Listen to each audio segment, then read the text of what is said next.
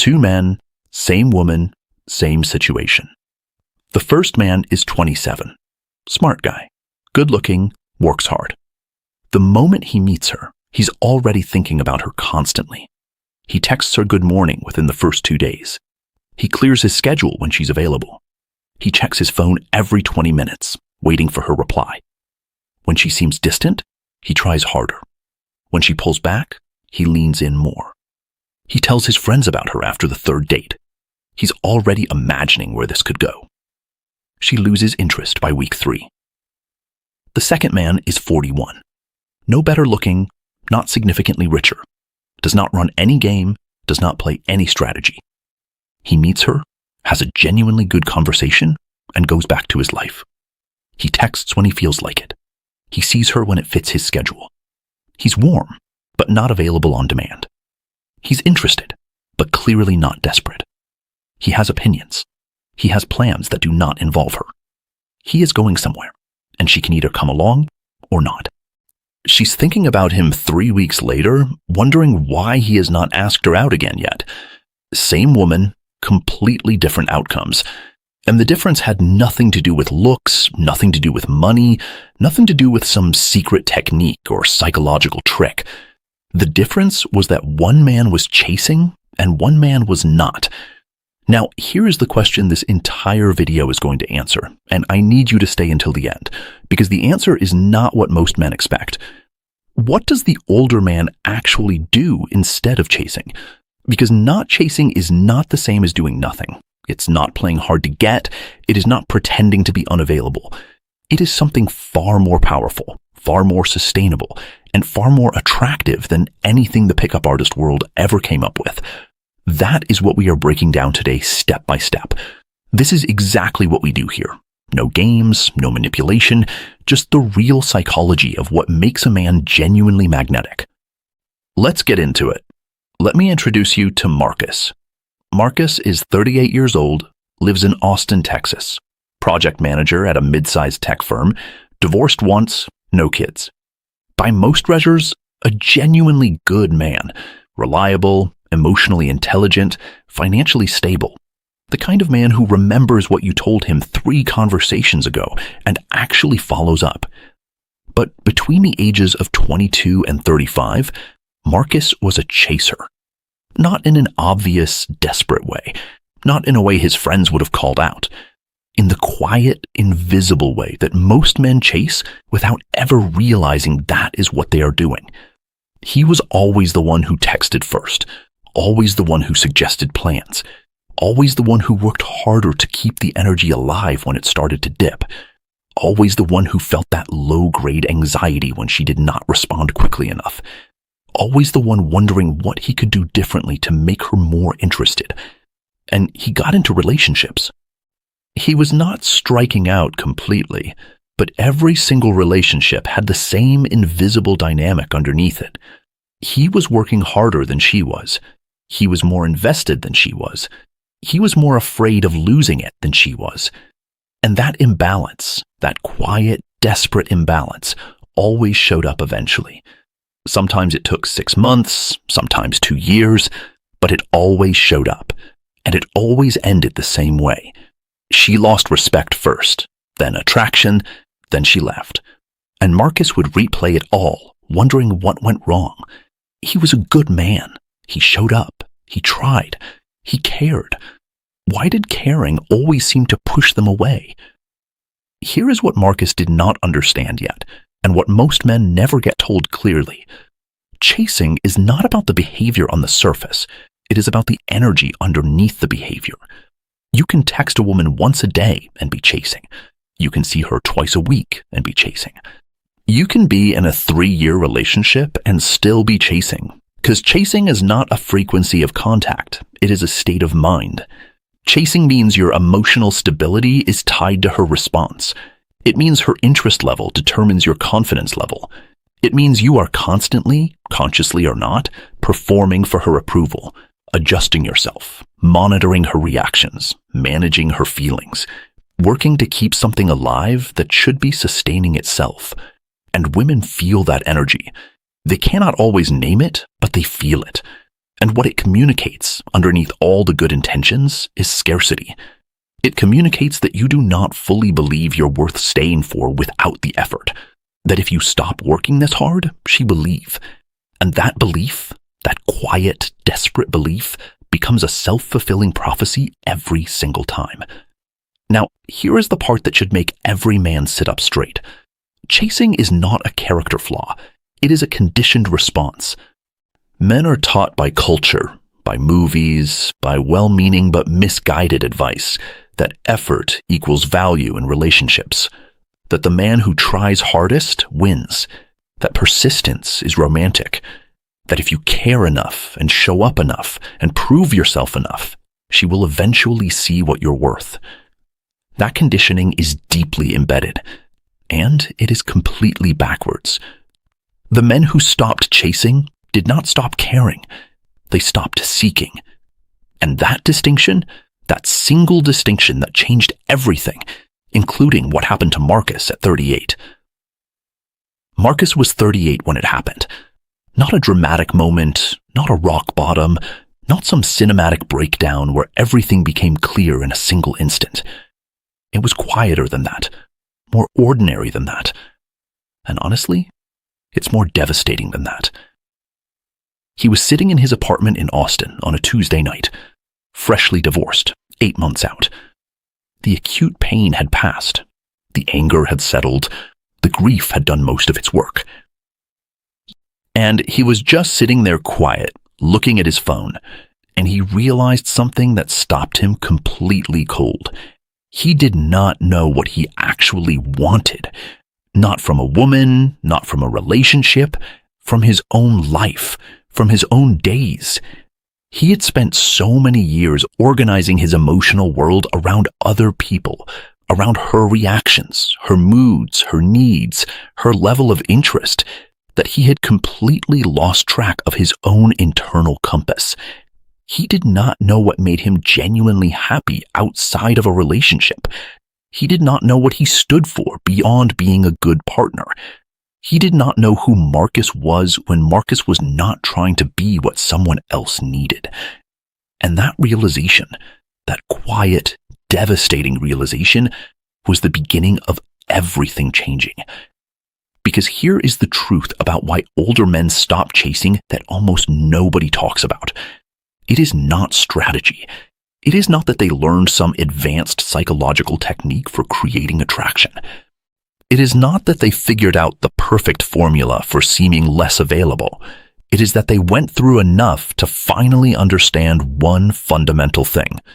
You cannot give someone a home inside you if you have not built one for yourself first. Every man who chases is at the core looking for something external to fill something internal. The validation, the feeling of being chosen, the relief of knowing someone wants you, the sense of identity that comes from being in a relationship. These are real human needs. There is nothing shameful about them. But when a relationship becomes the primary source of those things, when another person's interest becomes the foundation of your self-worth, you have handed someone an enormous amount of power over you. Power they did not ask for. Power that will eventually make them uncomfortable. Power that will, without fail, erode the very attraction you were working so hard to maintain. Marcus spent the next year doing something he had never seriously done before. He built a life he was genuinely proud of, not for anyone else, not to post about, not to make his ex-wife regret anything, for himself. He got serious about his health. He picked up the woodworking hobby he had abandoned at 24. He got a therapist. He started saying no to things that drained him and yes to things that genuinely lit him up. He got clear on what he valued, what he would tolerate, and what he absolutely would not. And somewhere in the middle of all that, without trying, without strategizing, without running any kind of game, he stopped being a man who needed to chase. He became a man worth finding. And the difference in how women responded to him was immediate. And it had nothing to do with what he was doing. It had everything to do with who he had become. All right, this is the segment most of you came here for. Not chasing is one thing, But what do older, emotionally mature men actually do instead? What does that look like in practice, in real conversations, real dates, real situations? Let me break it down into 4 specific things. 4 things Marcus started doing, not as techniques, but as natural expressions of who he had become. The first thing, they build instead of pursue. While younger men are focused outward, focused on her, on the dynamic, on what she is thinking, on how to keep her interested, older men are focused inward and forward. They are building a business, a body, a skill, a vision, a life that has genuine substance and direction. And this building is not performance. It is not for show. It is not the guy who posts his gym selfies and his business class flights to signal value. It is the man who is genuinely invested in his own trajectory. So genuinely invested that his attention and time feel like real currency, because they actually are. When Marcus started getting serious about his woodworking, started taking on small projects, building furniture, eventually selling a few pieces, he did not do it to seem interesting. He did it because it genuinely fulfilled something in him. But here is what happened. He had something real to talk about. He had passion that was authentic. He had a life that existed completely independently of whoever he was dating. And that independence, that genuine fullness, is magnetic in a way that no amount of calculated pursuit ever could be. The second thing, they filter instead of impress. This is a complete reversal of how most men approach dating. Most men walk into a date trying to impress, trying to present the best version of themselves, trying to make her like them. The entire energy is outward, aimed at winning her approval. Older men walk in curious. They're genuinely asking, is this person someone I want in my life? Do her values align with mine? Does she bring something real to the table? Is she kind? Is she emotionally stable? Does she make my life better or more complicated? Marcus told me. And this is the shift that changed everything for him. He stopped asking, does she like me? And started asking, do I like her? And the moment he made that switch, his entire presence in dating interactions changed. He became calmer, more direct, more genuinely himself, because he was not performing for a grade. He was conducting an honest evaluation, and women felt that immediately. A man who is evaluating you is fundamentally more attractive than a man who is auditioning for you. The third thing, they lead instead of following her emotional temperature. Younger men are emotionally reactive in relationships. When she is happy, they feel great. When she is distant, they feel anxious. When she is cold, they immediately try to fix it. Her emotional state becomes the weather system their entire day is lived inside. Older men set the temperature. They bring a consistent emotional energy that does not dramatically shift based on her mood. They are warm when warmth is appropriate. They are firm when firmness is necessary. They do not chase her emotional approval, and they do not collapse when it is temporarily withdrawn. This is not coldness. It is emotional leadership, and it is one of the most deeply attractive qualities a man can possess, because it communicates on a primal level that this man will be stable when life gets hard, that he will not fall apart, that he can be trusted with weight. The fourth, they communicate with clarity instead of performing. Older men say what they mean. They express interest directly without overdoing it. They communicate discomfort without making it a production. They do not hint. They do not test. They do not send messages designed to get a specific emotional reaction. Marcus went on a date 6 months into his rebuild. Woman named Jennifer. Smart, funny, genuinely attractive. 2 dates in, he could tell she was running a little hot and cold, testing his reactions, pulling back to see if he would chase. The old Marcus would have tried harder, would have sent a thoughtful follow-up message, would have suggested a more impressive third date, would have worked to close the distance she was creating.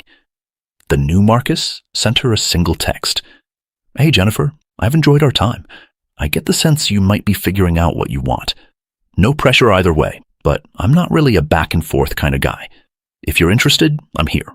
If not, genuinely no hard feelings. She called him within the hour. Not because it was a tactic, because it was true, because it was clear, because it communicated without aggression, without neediness, without drama, that this man knew his own worth and was not available to be strung along. Clarity is not a technique. It is a character trait, and it is one that almost no younger man has fully developed yet.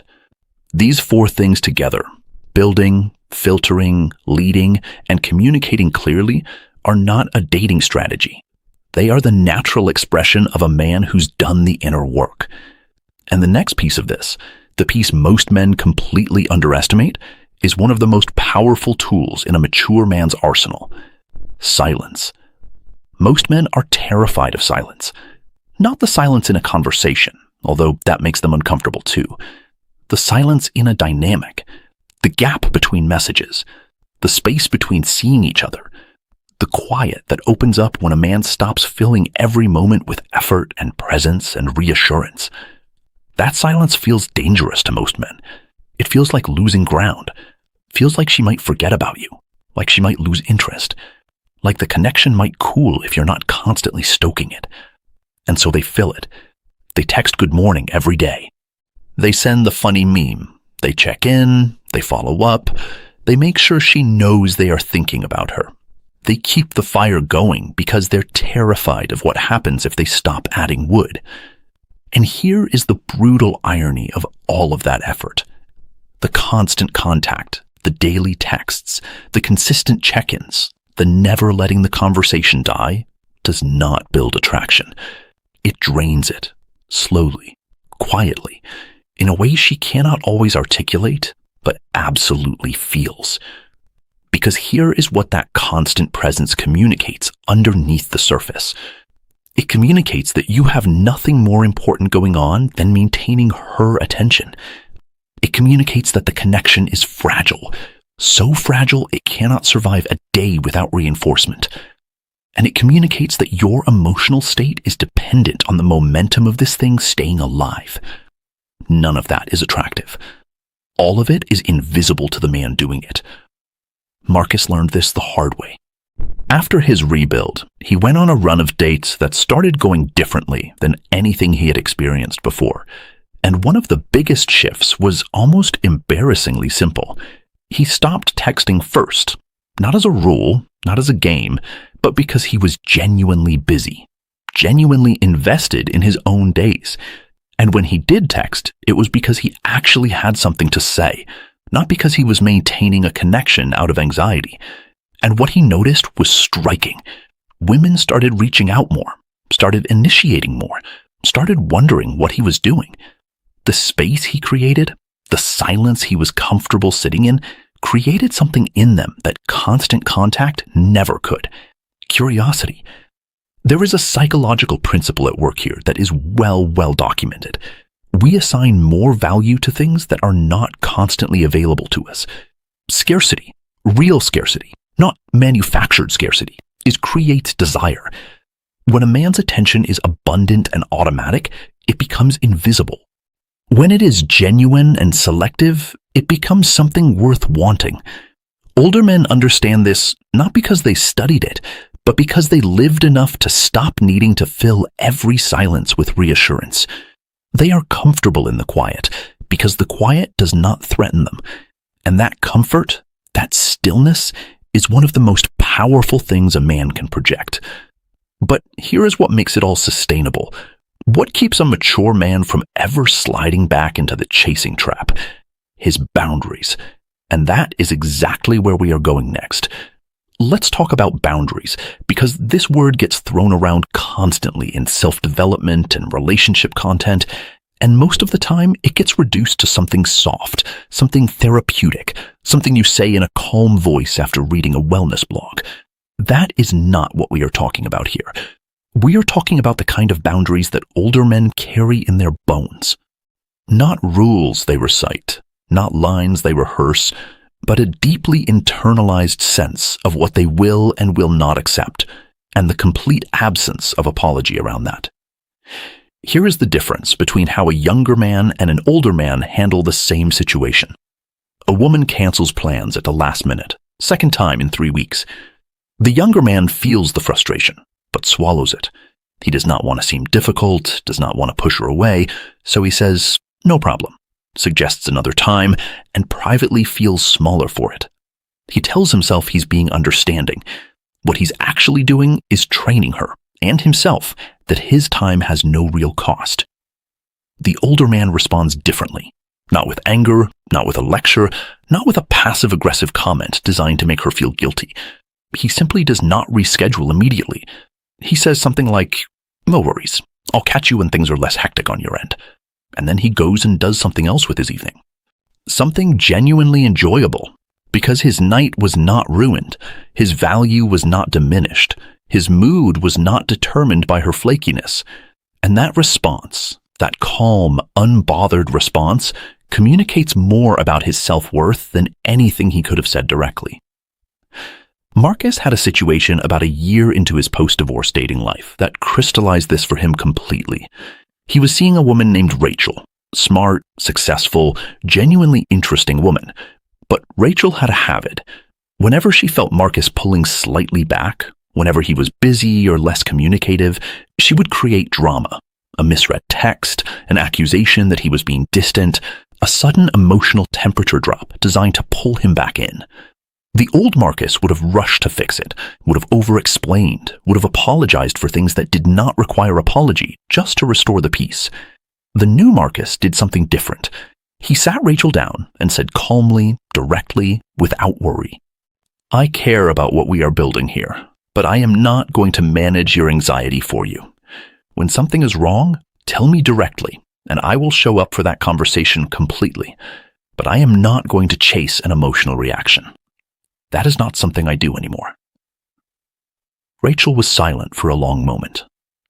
And then she said, "Nobody has ever talked to me like that before." Not because it was harsh, because it was honest, because it came from a man who knew exactly where his line was and crossed it for no one.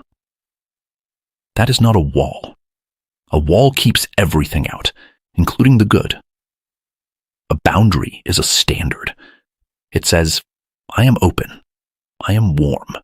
I'm genuinely here. But here is what I will not accept." And I'm telling you that not to control you, but because you deserve to know who you are dealing with. Younger men confuse being boundless with being loving. They think accommodating everything makes them a good partner. What it actually makes them is invisible. And the moment a man becomes invisible in a relationship, the relationship is already ending. She just has not told him yet. Here's the part that sounds like a cliché until you actually live it. The most attractive version of a man is not the version that is trying to be attractive.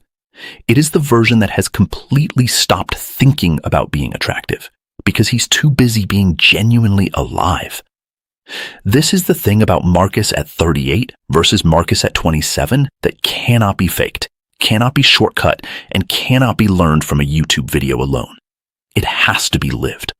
It has to be earned through the actual experience of building something real inside yourself. At 27, Marcus walked into every interaction with a woman carrying an invisible question. Does she like me? Every conversation, every date, every text exchange was filtered through that question. And that filter, that constant self-monitoring, made him slightly less present in every single moment, slightly less himself, slightly more performance than person. At 38, Marcus walks into interactions carrying something completely different, genuine curiosity about the other person, genuine comfort in his own skin, genuine indifference to the outcome. Not performed indifference, not strategic aloofness, but the real thing that comes from knowing your life is full and good with or without this particular person in it. And that energy, that presence, is felt immediately by everyone around him. Not just women, everyone. Colleagues, friends, strangers in a conversation at a bar. There is something about a man who is fully inhabiting his own life that draws people in without any effort on his part. Psychologists call this presence, but it is more than just being in the moment. It is the product of alignment. When what you think, what you say, and what you do are all pointing in the same direction, When you're not performing one version of yourself while privately being another, people feel that alignment is something magnetic and rare, because it is rare. Most people are performing constantly. Most people are managing impressions, curating reactions, presenting a version of themselves they believe will be accepted. And we are all so used to that performance that when we encounter someone who is simply and completely themselves, it stops us. Marcus does not post his life for validation. He lives it for satisfaction.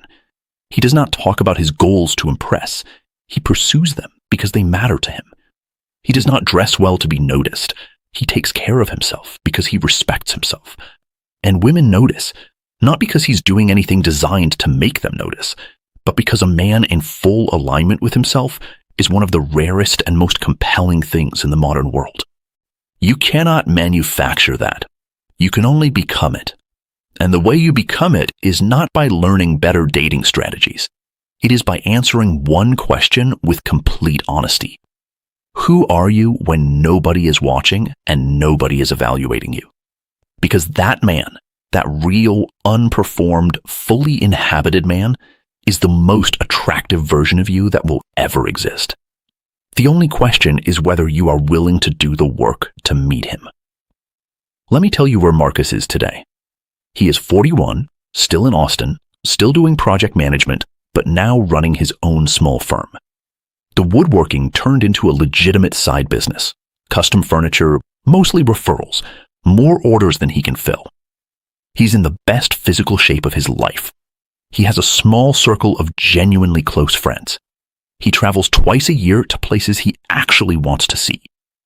And he is in a relationship, a real one, with a woman named Claire, who pursued him genuinely, clearly without games, after they met at a friend's dinner party. He did not chase, and he did not perform. He did not strategize. He showed up as himself. And she recognized something in him that she had not found in years of dating younger men who were trying too hard to be impressive. She recognized a man who did not need her to complete him. And paradoxically, that made her want to be with him more than anyone she had ever met. Now, here is the final truth this entire video has been building toward. Older men do not stop chasing because they learned a better technique. They stop chasing because they finally answered the question that chasing was always trying to answer. Am I enough? Every man who chases is, underneath it all, trying to get external confirmation of something he has not yet confirmed internally. He chases because he needs her to choose him in order to believe he is worth choosing. He pursues because the pursuit feels like proof of his own value. The older man has answered that question through lived experience, through building, through failing and rebuilding, through grief and growth and genuine self-discovery. He knows he is enough, not because someone told him so, but because he has evidence. He built the evidence himself, day by day, decision by decision. And from that safe place, that solid, unshakable, internally anchored place, he does not chase. He simply lives, fully, purposefully, without apology, without performance. And the right people find their way to that life, because genuine light does not need to advertise itself. It just shines. Here is what I want every man watching this to take away today. You do not need to be older to stop chasing. You need to be honest. Honest about what the chasing is really about. Honest about what you have been outsourcing to other people's approval. Honest about the work that needs to happen inside before the outside changes. Start that work today. Not tomorrow, not after the next relationship. Today. Because every day you spend chasing is a day you are not building. And what you build, who you become, is the only thing that creates the kind of attraction that actually lasts. Stop chasing. Start becoming. That's the whole message. That is everything. If this story changed the way you look at the dynamics of attraction and self-worth, please subscribe and like the channel. We are uncovering the psychological truths that have been hidden in plain sight. Build your future. The next breakthrough is coming.